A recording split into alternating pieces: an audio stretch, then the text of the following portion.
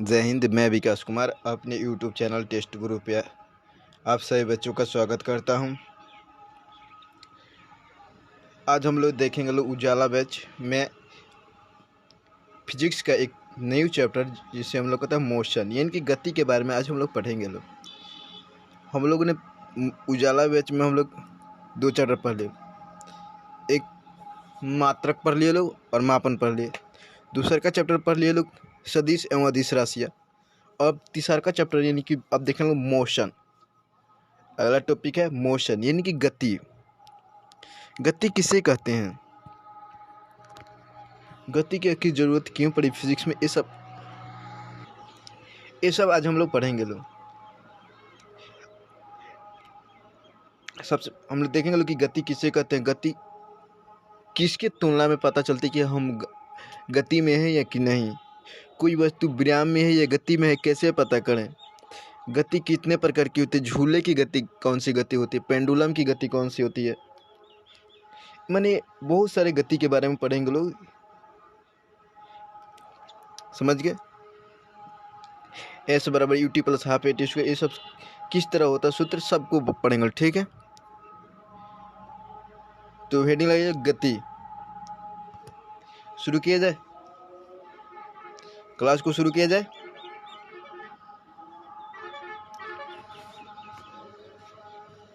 Heading लगाइए motion. लगाइए heading गति यानी कि मोशन।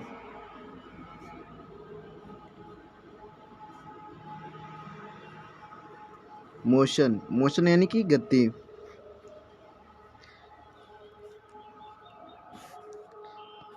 हम लोग आज क्या पढ़ना है, गति चैप्टर, मोशन पढ़ना है। सबसे पहले आप लोग बताइए कि गति किसे कहते हैं, बताइए लोग गति किसे कहते हैं। दुनिया की कोई भी वस्तु, आपको जानकर हैरानी होगी कि दुनिया की कोई भी वस्तु या तो विराम में है या गति में है। बस आपको देखने का नज़रिया पता होना चाहिए कि कैसे हम देखेंगे कि कोई वस्तु गति में। एक ही वस्तु दूसरे के तुलना में गति में भी होती है और एक के तुलना में विराम में भी होती है। मैंने क्या बोला, दुनिया की सभी वस्तु या तो विराम में है या गति में है। जैसे कार ले लीजिए, कार में जो व्यक्ति बैठा है उसके लिए कार क्या है, विराम में है। कार में जो व्यक्ति बैठा है उसके लिए कार क्या है, विराम में है। लेकिन कार के जो बाहर है व्यक्ति, जो कार में नहीं बैठा है, उसके लिए वो क्या कार, वो गति में है। गति में है ना। जब भी आप कार में बैठते हैं तो आपको ये मालूम एहसास होता होगा कि जो आपके खिड़की के सामने वृक्ष वो क्या गति कर रहे हैं। आप ये अभी देखेंगे तो आपके नज़र के सामने, अभी देखेंगे तो पीछे चले जाएंगे। आपको ये एहसास होता है कि वो पेड़ भी गति कर रहे हैं ना, जबकि हम क्या खुद रुके हुए हैं। तो बस यही कहना चाहते हैं कि दुनिया की सभी वस्तु गति में भी है और विराम में भी है। जैसे हम लोग सूर्य को देखते हैं ना, हमको लगता है कि वो अभी विराम में है, लेकिन वो गति करते हैं। पृथ्वी के सापेक्ष सूर्य भी गति कर रहा है ना। हम सोचते हैं कि हम विराम में हैं, लेकिन हम भी दूसरे के सापेक्ष क्या है, गति में करते हैं। हम भी सूर्य के सापेक्ष क्या गति में है, पृथ्वी के सापेक्ष हम तो विराम में, लेकिन सूर्य के सापेक्ष देखा जाएगा तो हम भी क्या घूम रहे हैं ना। तो दुनिया की सभी वस्तु या तो विराम में होती है या गति में होती है, बस देखने का तरीका बदलता है। ठीक है, एक ही वस्तु कभी विराम में भी होती है और गति में होती है। समझ गए। तो सबसे पहले हम देख लें गति किसे कहते हैं।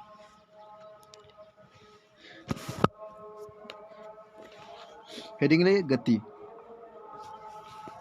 लगा लिए।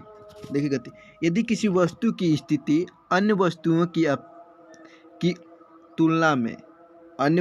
तुलना में समय के सापेक्ष बदलती है तो उसे गति में कहते हैं। लिख लीजिए यदि किसी वस्तु की स्थिति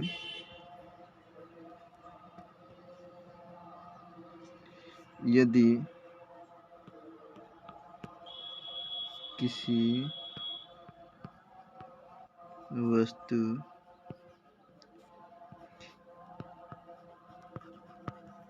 स्थिति अन्य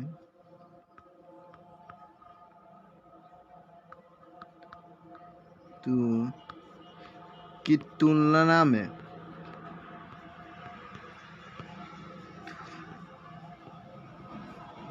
समय के सापेक्ष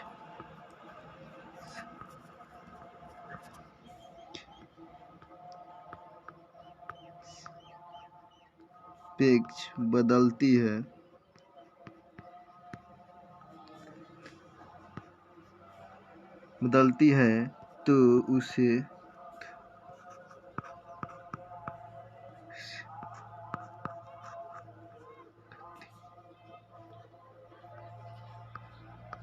कहते हैं।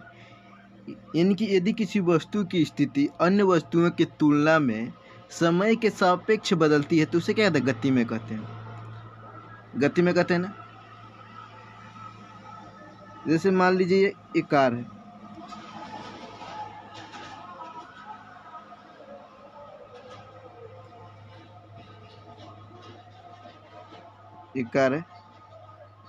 यहाँ से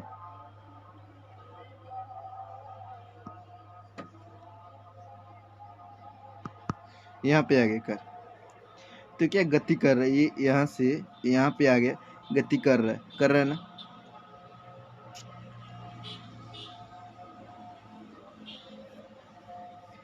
यदि कोई व्यक्ति वस्तु किसी दूसरे वस्तु की तुलना में अपना स्थान बदलता है समय के सापेक्ष तो उसे गति में कहते हैं। जैसे दौड़ता हुआ लड़का, चलती हुई कार, इसके ठीक विपरीत है।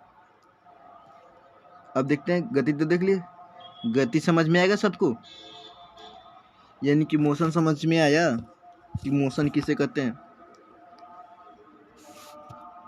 अब देखते हैं विराम किसे कहते हैं।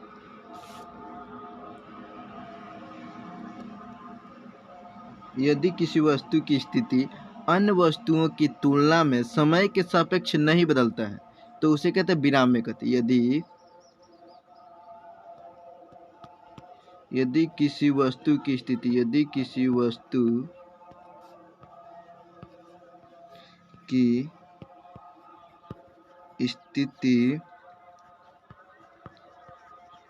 अन्य की तुलना में नहीं बदलती है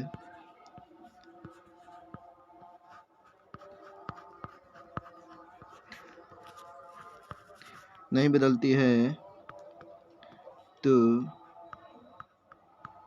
उसे विराम में कहा जाता है।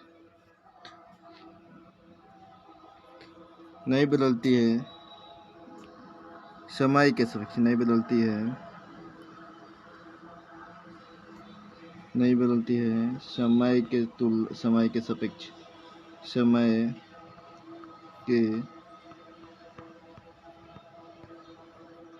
सापेक्ष, तो उसे विराम में कहा जाता है। यानी कि यदि किसी वस्तु की स्थिति अन्य वस्तु की तुलना में समय के सापेक्ष नहीं बदलता है तो उसे विराम में कहा जाता है। जैसे एक पेड़ है, ये पेड़ है, ये लड़का है, और ये क्या है, यह एक वृक्ष है।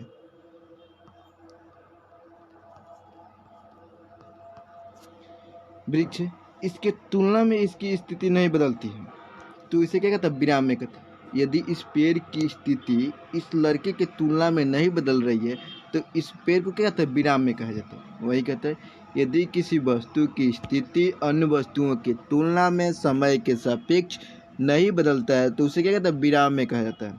और बदलता है तो उसे क्या कहते हैं, गति में कहा जाता है। आप इस दोनों स्थितियों में देखेंगे तो हम क्या करें, किसी दूसरे वस्तु से क्या तुलना करें, कर रहे हैं ना, कि दूसरे वस्तु की तुलना में, तो दूसरे वस्तु की तुलना में इससे स्पष्ट होता है कि दूसरे से तुलना कर कर हम बताते हैं कि कोई वस्तु गति में है या विराम में है। समझ गए। अब लिखिए गति के प्रकार। समझ गए, गति किसे कहते हैं, विराम किसे कहते हैं। अब लिखिए गति के प्रकार, टाइप्स ऑफ मोशन। हेडिंग डाल दीजिए टाइप ऑफ मोशन, यानी कि क्या आता है, गति के प्रकार।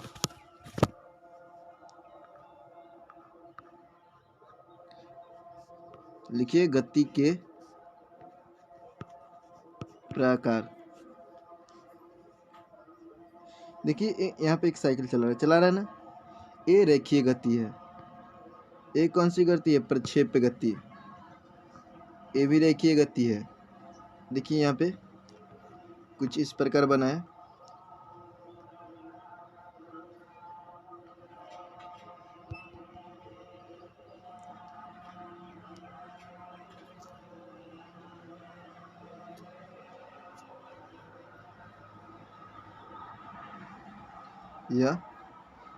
ये कौन सी गति है, झूले की गति है। यह झूले की गति है। समझ गए। तो गति के कई प्रकार होते हैं, लिख लीजिए। एक पहले लिखिए रेखीय गति। एक नंबर लिखिए रेखीय गति, रैखिक गति, रैखिक गति यानी कि लीनियर मोशन। लिख लिया पहला,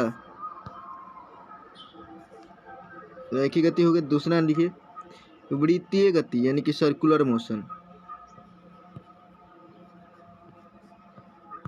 वृत्तीय गति यानी कि सर्कुलर मोशन। नंबर 3 लिखिए दोलनी गति यानी कि ओसिलेटरी मोशन।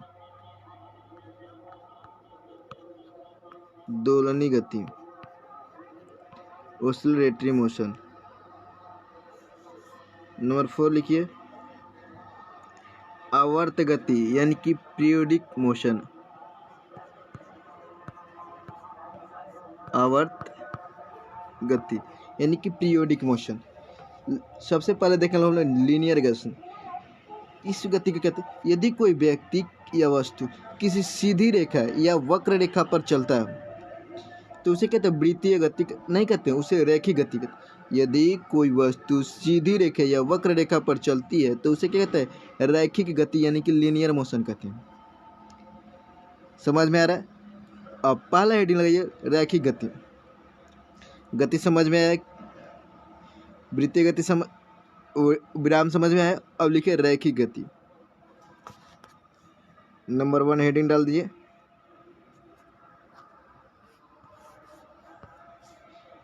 रैखिक गति। रैखिक गति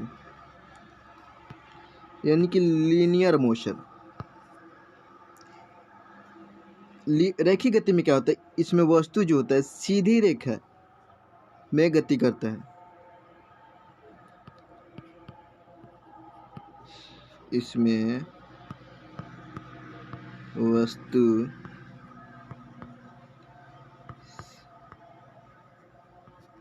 सीधी या वक्र रेखा पर गति करता है। वक्र रेखा पर गति करता है। समझ गए। यानी कि या तो इस रेखा पर गति करेगा या इस रेखा पर गति करेगा। मान लीजिए अभी एक व्यक्ति ए है या ए से यहाँ पे आ गया, यह व्यक्ति ए यहाँ से चलकर क्या है यहाँ पे आ गया, तो उसकी गति को कहते हैं क्या, इसकी गति को क्या कहते हैं, रेखीय गति। मान लीजिए एक दूसरा व्यक्ति यहाँ पे था बी, वो इस तरह चलते चलते कहाँ पे आ गया, यहाँ पे पहुँच गया। तो इसके भी गति को क्या कहते हैं, रेखीय गति कहते हैं। समझ गए। जैसे बंदूक से छोड़ी गई गोली, बंदूक से छोड़ी गई गोली क्या है, रेखीय गति का उदाहरण है।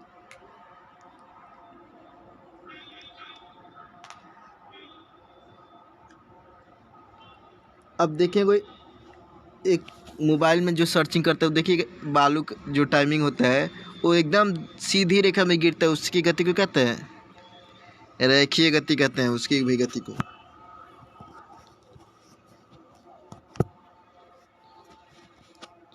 रेखीय गति समझ में आ गया। यानी कि इस पर क्या है, एक वक्र रेखा या सीधी रेखा पर गति होती है, उसे रेखीय गति कहते हैं। समझ गए रेखीय गति। अब देखिए नंबर 2 वृत्तीय गति। नंबर 2 हेडिंग दीजिए और लिखिए वृत्तीय गति।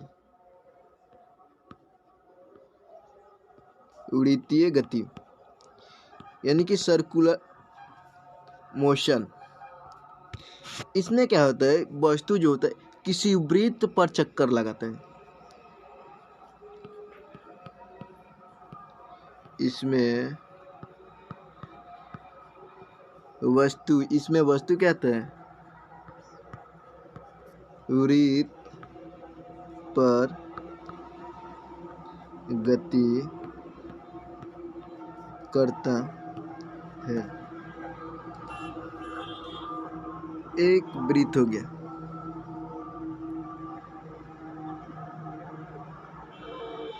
हो गया ना। इस पर क्या कहते हैं, गति करते हैं। ये व्यक्ति ये है, ये इस तरह गति करते करते करते यहाँ से गति करते करते फिर यहाँ पे, तो इसकी गति को कहते हैं वृत्तीय गति कहते हैं। जिससे सूर्य के चारों ओर पृथ्वी की गति कहते हैं वृत्तीय गति है ना। सर्कस की गति क्या होता है, वृत्तीय गति। जो सर्कस देखने जाते हैं, जिस मौत का कुआं होता है, गाड़ी चलाता है, वो भी क्या एक वृत्तीय गति है ना। मौत की कुआं देखे होंगे, उसमें क्या है, वृत्तीय गति का एग्जाम्पल है। समझ गए।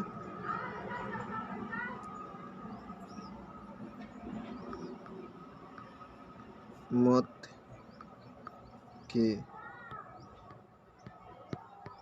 कुआं की गति क्या है, वृत्तीय गति का उदाहरण। या एक अब देखें मेला में बहुत बड़ा गोल झूला होता है, देखे हैं ना, वो भी किसके गति उदाहरण है, वृत्तीय गति का उदाहरण है। समझिए। वृत्तीय गति में क्या होता है, एक सेंटर होता है ना। अब मौत का कुआं भी देखिएगा, उससे बराबर दूरी से वृत्त पर चक्कर लगाता है, यानी कि एक सेंटर मान लीजिए, तो उसके चारों ओर की त्रिज्या क्या है, समान होती है, वृत्तीय गति का। समझ गए। अब देखते दोलनी गति। अगला देखिए दोलनी गति। दोलनी गति यानी कि ओसिलेटरी मोशन।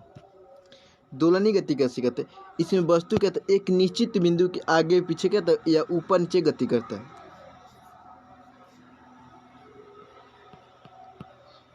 इसमें वस्तु एक निश्चित बिंदु के आगे पीछे गति करता है। निश्चित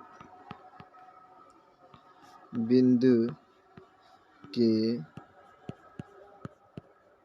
आगे पीछे तथा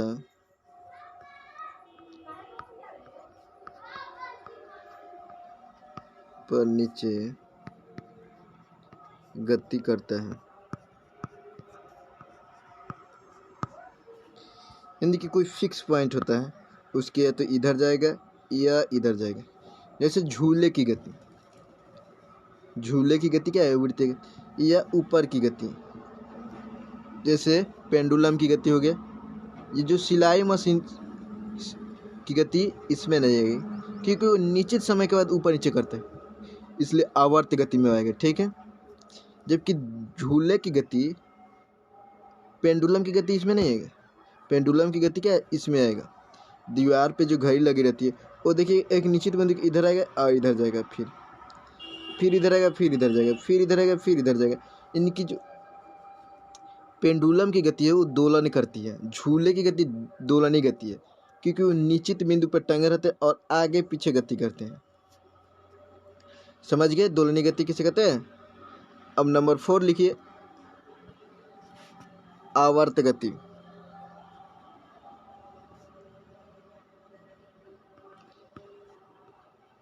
आवर्त गति यानी कि पीरियोडिक मोशन, नाम से ही स्पष्ट है पीरियोडिक। आप लोग पीरियोडिक टेबल देख रहे हैं ना, तो पीरियोडिक का मतलब क्या होता है कि वो निश्चित अंतराल के बाद वो अपने गुणों को या किसी भी चीज़ को बार बार रिपीट करना क्या आवर्त कहलाता है। जैसे पीरियोडिक टेबल देखें तो उसमें 1 से 18 तक तत्वों के बाद फिर क्या होता है, गुण रिपीट करता है ना, तो उसी से बने पीरियोडिक मोशन। पीरियोडिक का मतलब होता है कि यह एक निश्चित समय के बाद अपने गति को फिर से दोहराएगा ना। जिस तरह उसमें पीरियोडिक टेबल देखेंगे लोग,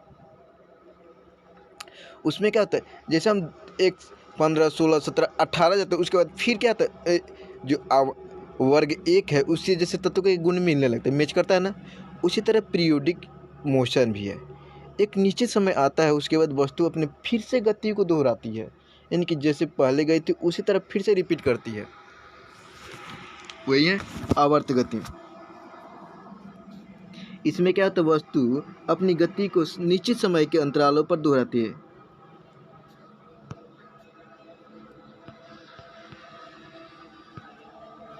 इसमें वस्तु अपने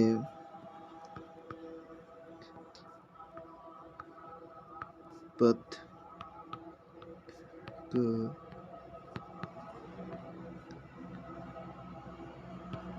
निश्चित समय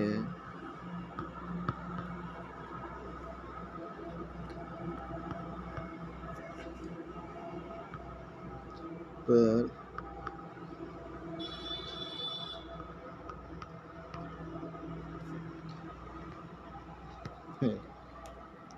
समझ के, जैसे सिलाई मशीन देखे हो, वो जल्दी जल्दी क्या होता है, एकदम निश्चित समय पर क्या होता है ऊपर नीचे करता है ना।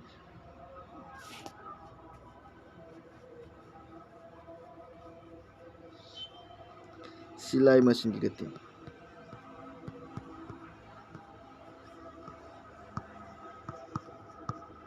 मशीन की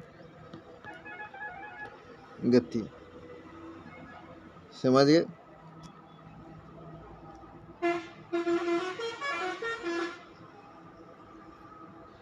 इतना तक में दिक्कत किसी को, हम लोग पहले देख लो गति किसे कहते हैं, उसके बाद विराम किसे कहते हैं, उसके बाद गति के प्रकार देख लिए लोग, देख लिए लो ना।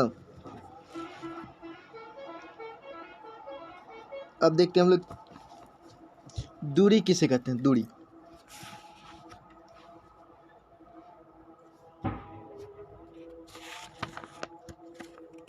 अब क्या देखते हैं, दूरी, हेडिंग लगी दूरी।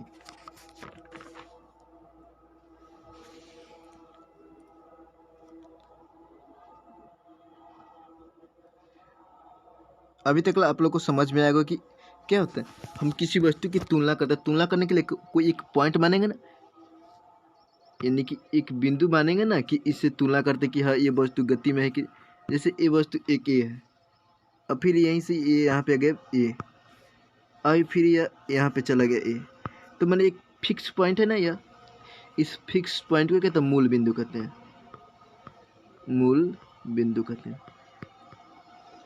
जिस बिंदु से हम किसी वस्तु को बताते हैं कि वो गति में है या नहीं, इस पॉइंट को क्या कहते हैं, मूल बिंदु कहते हैं।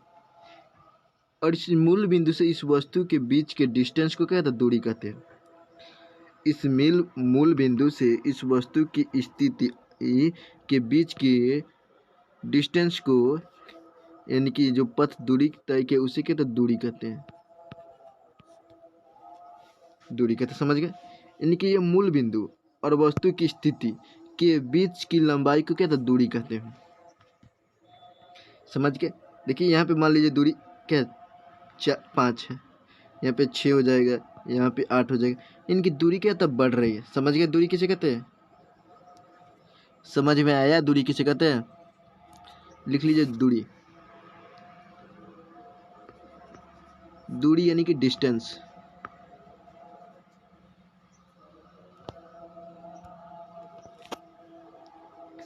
लिख लिए।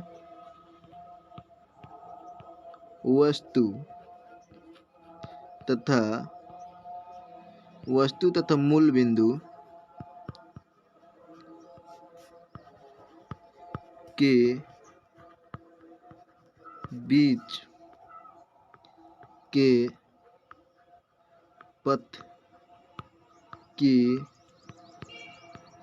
लंबाई को दूरी कहते हैं।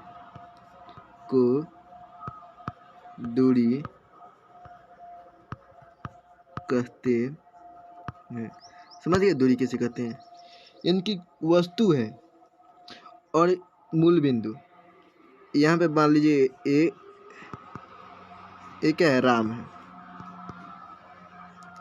ए राम है और यहाँ पे क्या है? घर है उनके। ये जंगल गए हैं, तो यहाँ से और यहाँ तक के बीच के डिस्टेंस को क्या दूरी कहते हैं। समझ गए? इनकी वस्तु और मूल बिंदु, यह मूल बिंदु फिक्स पॉइंट है घर से के बीच के पथ की लंबाई को क्या दूरी कहते हैं।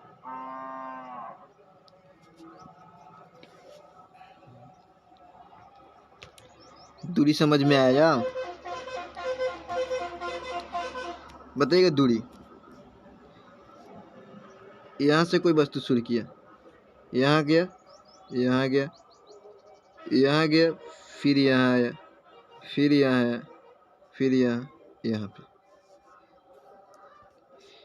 ये बिंदु ओ मूल बिंदु है। एक है ओ है जो मूल बिंदु है, और वो पहुँच गया स्कूल। घर से स्कूल पहुँच गया यहाँ पे।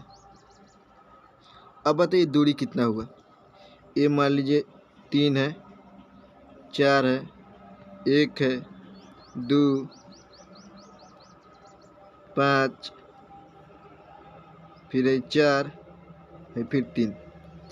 तो इस सबको जोड़िएगा तब पता चलेगा। जैसे तब बताएंगे दूरी कितना है। जैसे 3, 4, 7, 7, 1, 8, 8, 2, 10, 10, 5, 15, 15, 4, 19, 19, 3, 22, यानी कि 22 मीटर ले लीजिए, किलोमीटर 22 मीटर क्या है? दूरी है। यानी कि उसके घर से स्कूल के बीच की दूरी कितनी है? 22 मीटर। समझ गए? अगला देखते हैं विस्थापन। दूरी देख लिए, अब देखते हैं विस्थापन।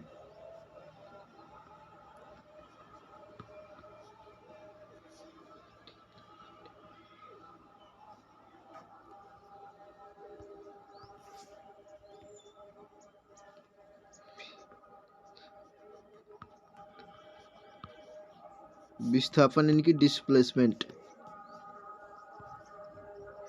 डिस्टेंस देख लिए, डिस्प्लेसमेंट। अब यानी कि विस्थापन, यानी कि इसमें क्या कहते हैं? ठीक है, अब दूरी तय किए हैं, कोई दिक्कत नहीं। ये दूरी तय किए हैं, कोई दिक्कत नहीं। वहाँ से आप स्कूल आ गए, कोई दिक्कत नहीं। यहाँ से शुरू किए, यहाँ पे आ गए, यानी कि ए से शुरू किए और बी पर पहुँच गए, कोई बात नहीं। अब दूरी इतना थी हमसे उससे, मतलब यहाँ से कितना दूर है वो, यानी कि ए से बी तक कितना दूर है, उसी को क्या कहते हैं? विस्थापन कहते हैं। ठीक है, आप यहाँ से गए दिल्ली, दिल्ली से गए मुंबई, मुंबई से महाराष्ट्र गए, महाराष्ट्र से गए झारखंड, झारखंड से गए बिहार, कोई बात नहीं। आपने दूरी कितना तय किया? तो बिहार से बिहार में दूरी तय किया। ये किसे कहते हैं? विस्थापन कहते हैं। यानी कि विस्थापन जो होता है न्यूनतम दूरी है। विस्थापन जो है क्या है? न्यूनतम दूरी है। लिख लीजिए, यह वस्तु तथा मूल बिंदु यानी कि जहाँ से हम तुलना करते हैं मूल बिंदु के बीच का न्यूनतम लंबाई होता है, न्यूनतम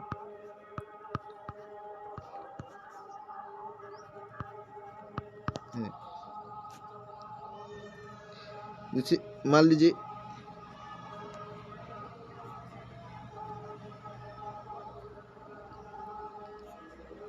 यहाँ पे क्या है, राम, ये राम है, यहाँ पे उसके घर, और यहाँ पे स्कूल, घर स्कूल समझ गए। ये क्या है 3 किलोमीटर और ये 4 किलोमीटर लंबाई है, 3 किलोमीटर और 4 किलोमीटर लंबाई है। तो कहता है कि दूरी कितना हो गया 7 किलोमीटर। दूरी कितना हुआ, तो दूरी हो गया 7 किलोमीटर, हो गया ना।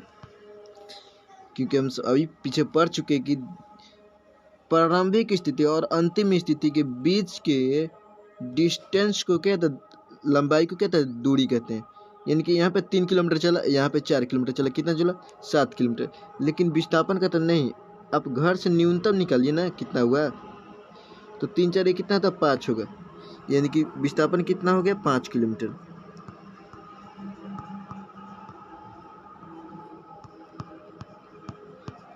5 किलोमीटर समझ गए। यानी कि विस्थापन क्या था, न्यूनतम दूरी होता है। दूरी और विस्थापन में किसी को दिक्कत, दूरी और विस्थापन में किसी को दिक्कत नहीं। तो आज इतना ही रहने देते हैं, मिलते हैं आपसे नेक्स्ट क्लास में। तब तक के लिए आप इस वीडियो को अपने सभी दोस्तों के पास शेयर कर दें, ज़्यादा से ज़्यादा इस वीडियो को शेयर करें ताकि अधिक से अधिक वीडियो इस उजाला बैच से अधिक से अधिक विद्यार्थी जुड़ सके और इस फ्री जो वीडियो अपलोड कर रहे हैं उसका लाभ ले सके। ठीक है, मिलते हैं आपसे नेक्स्ट क्लास में, तब तक के लिए थैंक यू, धन्यवाद, tata, bye bye, take care.